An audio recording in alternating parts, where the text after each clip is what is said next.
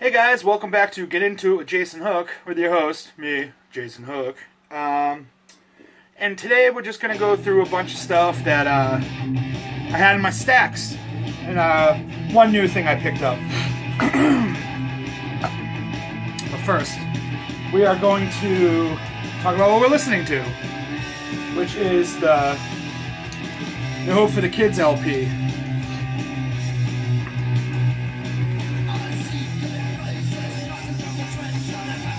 And I dug this out of my collection. And while I dug this out, I dug out two other bands. They're from Copenhagen. And I have two other bands from Copenhagen. All three of these bands kind of shared members. There's some that are in this that weren't another. Vice versa. Very, like, incestual. Am I using that word right? I'm going to start with this first. These guys are awesome, as you can probably hear. This came out in 2000, I believe it was 2003. On Kick and Punch Records. It's gatefold. A mix of English and Dutch. You speak Denmark Dutch, right? I don't know. I'm an idiot. But I heard these guys for the first time as I was at a show, and there's a kid who had their first 7-inch for sale, which was on a label called Backwards Masking out of Western Massachusetts. I picked it up just on a whim because he told me it was good, and it was fucking awesome. So these guys put this out. They put out two 7-inches and two 7-inches. This has been pressed a couple times. I know there's one with a white cover. This is a first press from '03. At one point, this was really hard to find. I don't know if it just didn't get distro in the U.S. or whatever reason. I got this from a distro. Like a kid ordered a bunch of them, got hooked up with them. But the two 7-inches, there's two 7-inches and there's one 7-inch that's both with 7 inches on it that came out later. I believe these guys were only around for a few years. They played the U.S. a couple times. Nowhere close enough for me to see them. The only thing that's a bummer is the gatefold's heavy. It's been on a shelf and it's just kind of cheap. Like it's starting to like bow over a little. It's already got some damage on it. But I did listen to this thing. I burned a hole through it when I got it. And then I also pulled this out, which is the Hope for the Kids compilation tape. This has both 7-inches and the LP on it. This is out of a label out of Poland. On a label out of Poland. We actually put out a bunch of tapes. I don't know if they exist anymore. But it's cool. It's got pro printed tape with the airplane on it. And this has both 7-inches and this LP on it. They sing some songs in English. I think there's 2 or 3 songs that aren't English on here. All the 7-inches are in English. I like to sometimes sing along with songs not in English, pretending I can speak Dutch. But this has all the lyrics on it. It's a nice little J card here. Actually, this is funny. I just realized this. On this side, the lyrics are in English, and on this side, it appears they're in Polish.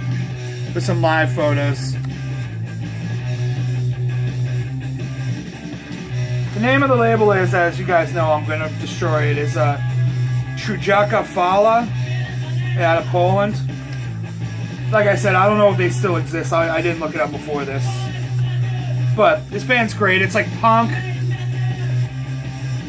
Like melodic punk. That's awesome. But again, that's No Hope for the Kids. And a self-titled LP and a compilation tape that has... It's an LP and then the two 7-inches. This is going to be all blurry. It's single spelled S-I-N-G-E-L-S. Dirty nails. So that's all for the kids. Next, we're going to move on to another band from the same area that was around the same time, which is Young Wasteners. Back here. Probably going to get flagged for that, but whatever. It's a butthole. We all got them.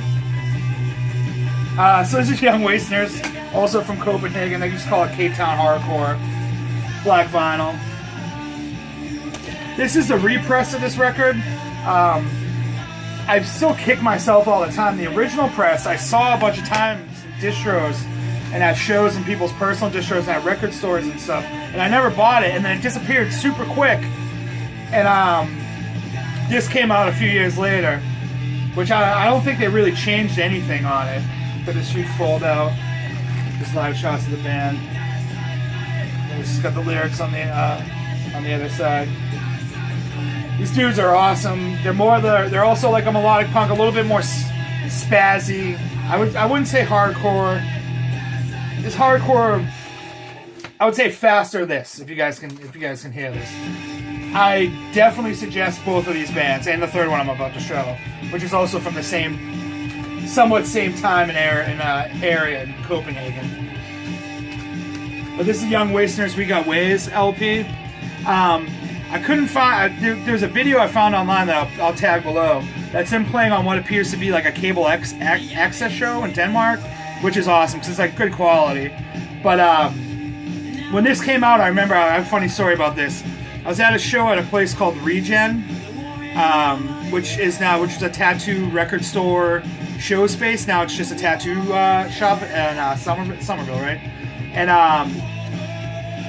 Felix von Havoc was there. I think that band Regulations played, and he was, with his distro, and he had these, and I scooped it right up because this thing was kind of a pain in the ass to find, and it was I think it was like $22. And when I pulled out, he looked over and saw me pull out, and he immediately goes, "Hey, I'm sorry about the price on that. They're imported, and I got to make some money back on them." And I didn't give a shit. I knew it was going to be expensive. But my friend jokingly, us massholes, jerks from Massachusetts, were kind of sarcastic. So he looked right at Felix von Havoc and goes, "Felix von Havoc, you're still ripping off the kids." And he got brutally fucking offended. And I just started laughing. He was just fucking with him. But anyways, I ended up buying it anyways. But that's Young Wasteners We Got Ways. Definitely check this out, guys. Then the last one I'm going to have is Amdi Petersens Arme. Again, another band. And members of both bands were in this. Members of this were in Young Wasteners or Go for the Kids. Like I said, it's a group of people splitting all these bands, like one or two of them and then different people. Like the drummer for Young Wasteners and No Hope is the singer of Amdi Petersens Arme. This is super fast hardcore. It's all in Dutch. The recordings aren't that great. This is the discography LP, which has everything they ever put out and some comp tracks. This came out a few years ago. Black vinyl. It's on Here and Just Spin. Sorry, guys. Number 17. Took the songs on that side.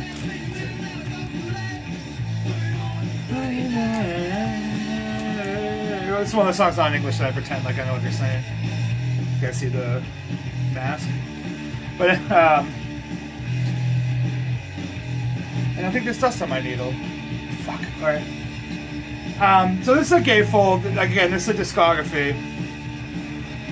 The funny thing about this is that, it's got a band shot. And then it lists the three guys here, but this dude's not listed. So I don't know if there's weird beef or anything like that or about this, or he don't want anything to do with it. But it lists these three. It basically just cuts their face, puts their face over here from this photo, but doesn't talk about this guy. If anyone knows anything about that, if it is a mistake or they did it on purpose, let me know. I just thought it was weird. And this thing comes with a really awesome, giant booklet just about the history of the band. There's a tour diary here from Dave, the singer. Dave, the singer, Tear It Up, and he's in that band Obstruction I've talked about. And it's just photocopy. It's photocopy, but it's nice. There's colors and they're colored photos. It's got flyers and photos in here. They did a U.S. tour, and I saw them. When they played in Boston. A lot of flyers here are for in Europe. Yeah, there's definitely dust on my needle, and there it goes. God damn. I'll be back in 1 second. Yeah, I just got into record collecting, so I didn't clean. I don't know anything about cleaning records. Anyways. It comes with this awesome booklet. I was saying there's flyers in here. It's mostly just flyers and photos with a tour diary at the end. I'm not gonna give it all, make you guys go buy it. But here's the Boston show that I remember right here. Amdi Petersens Arme, Born Dead Icons, Think I Care, and Straight to Hell. The Berwick, what? Yeah, the Berwick. The flyer right there. There's actually 2 flyers for the same show. Did Born Dead Icons? They might have not played that. They could have. I don't know. It's so long ago. I think this is 2000. This has to be 2003, 2004.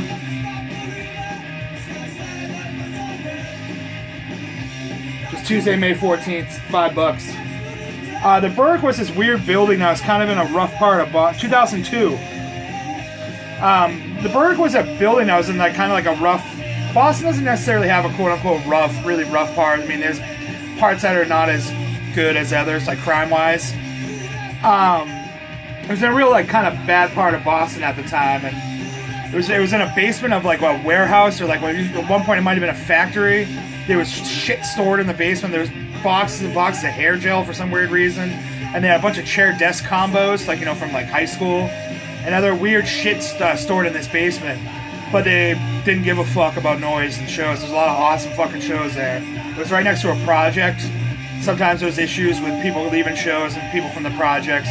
Mostly just everyone looking for shit to do, start shit. Nothing crazy. Nothing, they didn't come into shows, but there's a couple weird instances. I remember fireworks being shot at people standing outside at a show that was around 4th of July, and cars getting broken into for people going to the shows.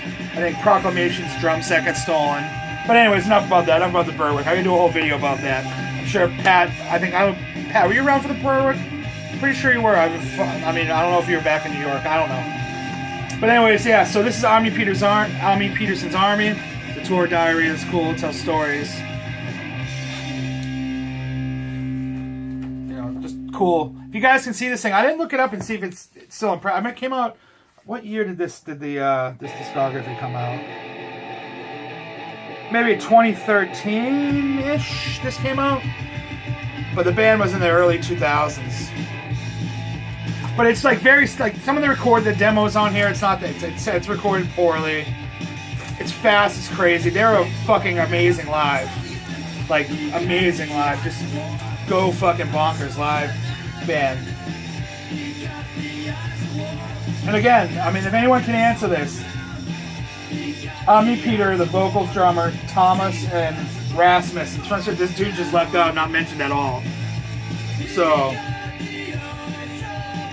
this is a really nice put together gatefold too. It's not cheap. Win the war. But Amdi Petersens' Army, discography. The song titles there.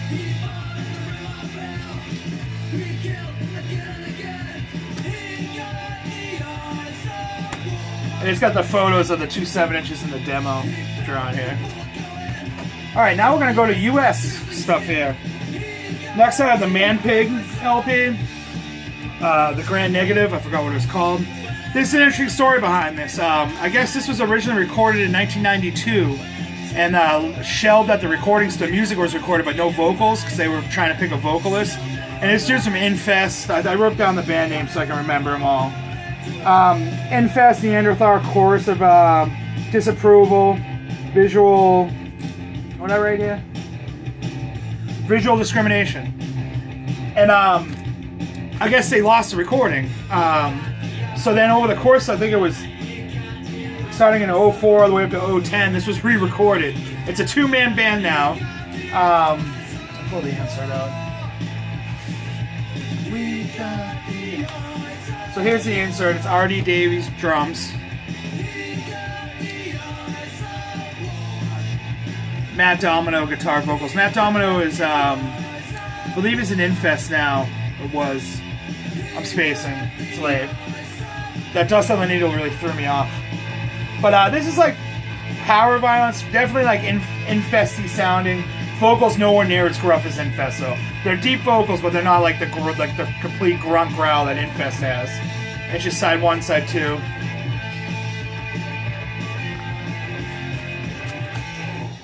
Side 1, side 2. Blast through it. I think it's only 19 minutes long, the whole record. 19 minutes long with 1, 2, 3, 4, 5, 6, 7, 8, 9, 10, 11, 12, 17 songs, including an instrumental. And this was a split release on, I believe it was Deep Six and Draw Blank. But it's a great record. I don't hear a lot about it. I don't think this band's ever played. I think it was more just a project. Like I said, everything was re-recorded over 10 years after it was actually recorded for the first time. But that's Manpig with the Grand Negative.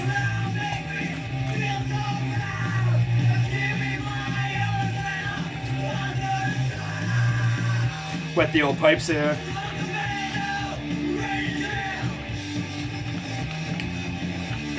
I wish I saw this band. Anyways, I digress. Next we have the new Bomb Turks with Destroy Oh Boy. This is a repress from 2013. This came out on Crypt originally. This is on Crypt. I'm not 100% sure if this is a bootleg that they just kept the Crypt logo on it or whatever. Because the cover is the same cover, but it's really distorted. I don't know if the camera's gonna pick it up. They just blew it up. It's all fuzzed out. It looks like crap. It looks like a cheap repress. But then you open it up, and it's just got people talking about this record when it came out and how important it was. You can't see that because of the weird writing, but these little boxes here are notes from people in other bands or people involved in the scene when this came out, talking about how important the record was. It's funny here that Tim from Crypt Records says, "Ha! The rare 1966 garage punk LP that was sold to the stuttering Italian lunatic in order to fund the Coyote studio recording costs for Destroy Oh Boy. The collector called me each month starting at $500, and in July he offered me $1,000. And I finally said yes, Tim, Crypt Records." And then there's a photo of like that rare record he's talking about. And it's got the guy, guy from Chunklet, Danko Jones, Gearhead, Timmy Vulgar from Human Eye, Timmy's Organism, and Clone Defects. Photos from the first European tour, just different photos.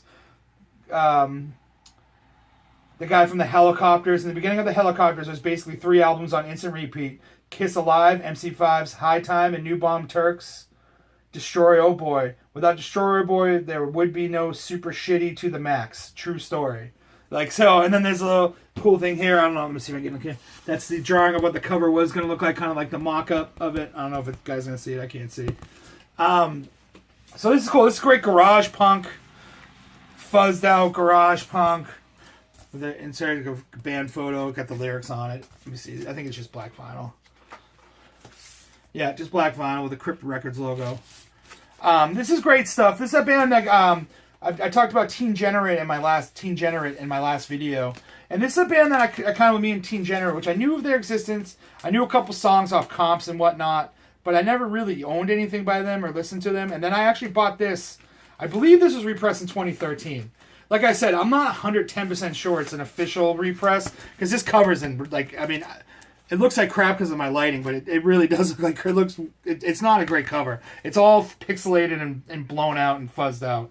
So, and on the back, you just got the songs, Crypt Records logo, the live shot, name of the record, the band members right there. From Dayton, Ohio, Columbus, Ohio.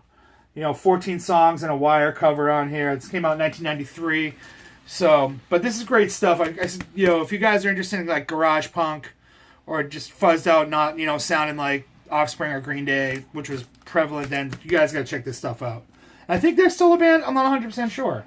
Again, I didn't do any research because that's what I don't do. But let me flip the record. And I'm back again. God, this video's a mess. I'm sorry, guys. It's been raining all day. I'm tired. I have a bunch of shit going on at work. But enough about me. Let's talk about punk and hardcore because that's what matters. Next, I have a weird record here. It's Virus, the Dark Ages LP. Not to be confused with The Virus, a street punk band from Philadelphia from the mid-90s, actually. I think they actually just got back together and put a record out, but this is Virus. This came out in 1984 on Rat Cage Records, which is, they put out the first Nasser front LP, I believe. Just got the logo. The singer of this band's name is his last name's Contra.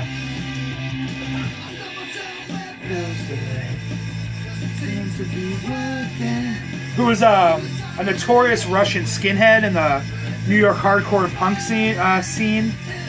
He's actually, I believe, the original singer of Agnostic Front, or he was in AF for a minute.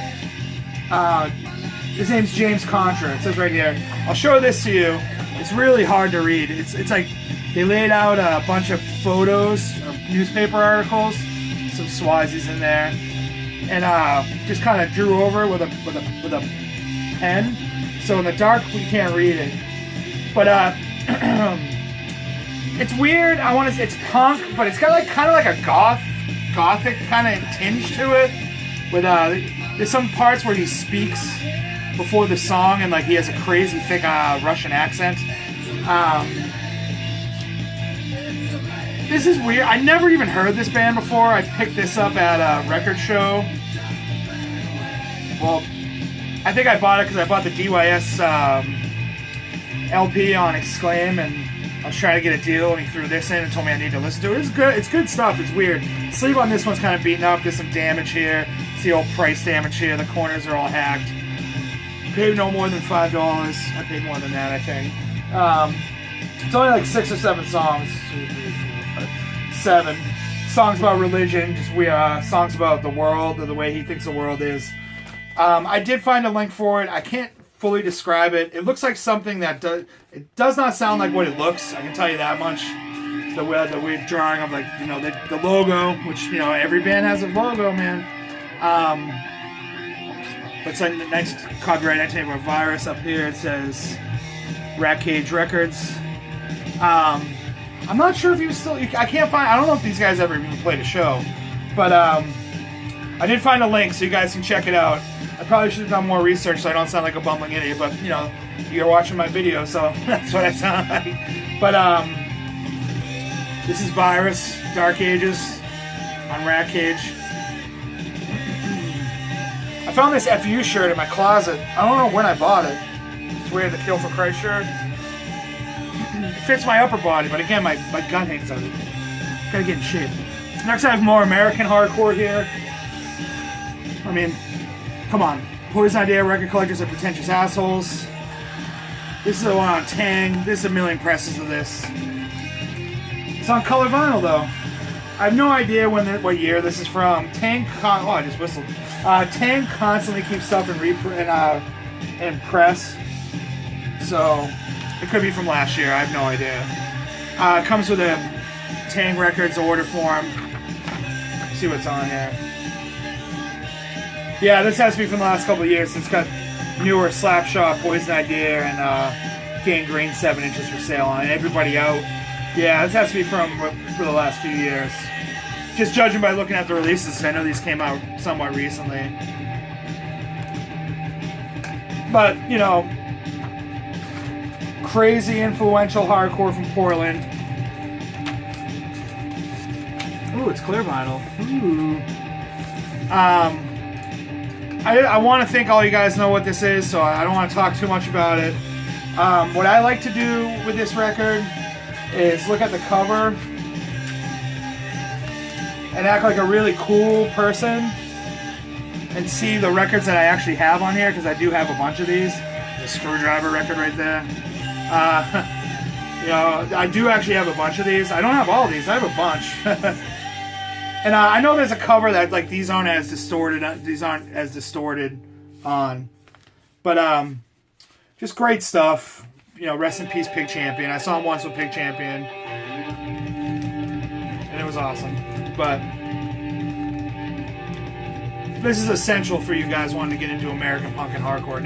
This came out in 1984. It's technically an EP. 8 songs, 8 complete rippers. But it's Poison Idea, Record Collectors are Pretentious Assholes, LP. Okay. So this last one, a little bit of a story, a little bit of talk I want to talk about. This is Neil Hamburger, Hot February Night. This is a stand-up comedy record. What year? Maybe 2005 or 2006, I believe this came out. I don't know if you guys know who Neil Hamburger is. He's a stand-up comedian. It's a character. I believe the guy, he's from Australia. I know he's got ties to the punk and hardcore scene in Australia. There's a record where he sings there's a Hard-Ons record where he actually sings on it. But he looks like this. I don't know if it's come out. He's got a bad comb over, old glasses. He's wearing this cocktail lounge performer suit. But this record is fucking great because he bombs. super hard, and it's on purpose. And the crowd turns on him at every single, and they're fucking vicious. And he starts yelling back at the crowd. He has this thing where he'll constantly clear it. He'll tell a joke like, I'm trying to think of one. He tells really inappropriate jokes about Paris Hilton and Britney Spears. Were they relevant in 2006, 2000? I don't even remember. But he's telling a lot of Britney Spears and Paris Hilton jokes and stuff, and it's and the crowd, they're excited to be, and also one of the reasons he bombs and the crowd turns so hard on him is he was opening for Tenacious D. It says right here on the back, 24 sold-out shows. Neil Hamburger in the battle of his life, and the opening slot performing to thousands of souped-up kids nightly. This real-life recording captures all the agony and the ecstasy as America's funny man gives all that he has left to give. Some of the jokes may be familiar from Neil's many albums, but this souvenir release is like none other. Despite the hatred, despite the temptation to flee the stage, Neil simply would not back down. Says Neil, to hell with the nattering naboobs of negativism,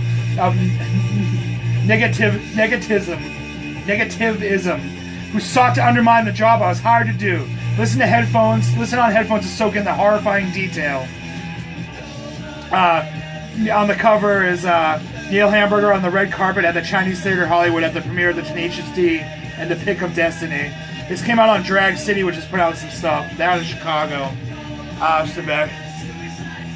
But he has this thing where he tells kind of inappropriate jokes or really dumb jokes, and then he'll just clear his throat, and he's like, so he'll say, what does, and he has a really weird voice, it sounds like a grandfather voice.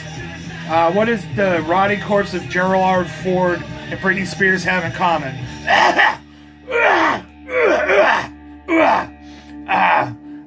The family of Gerald Ford have the respect not to display him publicly. And he laughs after, and you can hear the crowd going, "Fuck you, get off the stage!" And then he starts fighting back, and he's like, "Fuck you! We have a bricklayer on tour with us, and this side of the stage has been cheering, and this hasn't. So they're gonna come out and they're gonna build up a brick wall, and you're gonna have to stare at it like a fucking asshole when Tenacious D plays, or stuff like that." It's fucking hilarious. It's so funny. I found a little documentary about it that I'll put down as a link so you guys can just, I don't know how much is on it. I didn't really watch the whole thing, but definitely check this out. This is Neil Hamburger on February night. Or check out anything Neil Hamburger's done. I think he's got prank calls. He's got a bunch of stuff out, but literally the crowd is out to kill him. 2 minutes into that every single bit that's on here. It's great. So